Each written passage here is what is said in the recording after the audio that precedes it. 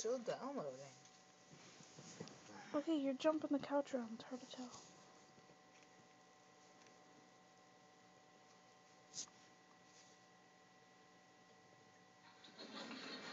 The elevator dropped 20 stories, screeched to a stop, lifted me up, and dropped me again. That's scary. It was scary the first time. Around the 50th, I started to get used to it.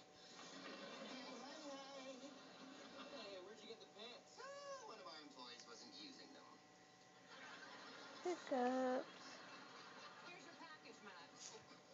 Mail this? Nope. You took an oath.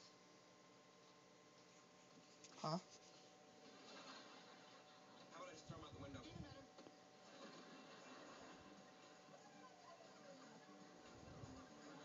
Leonard, thanks for helping us bring Mr. Madigan to the office. Oh my god, he's like freaking out. After wasting my time for the past 2 hours and recklessly abandoning the rules of the road, you have the nerve to ask me to a party? Yeah, sure, I'll come. Hey, those are Mr. Madigan's lucky pants.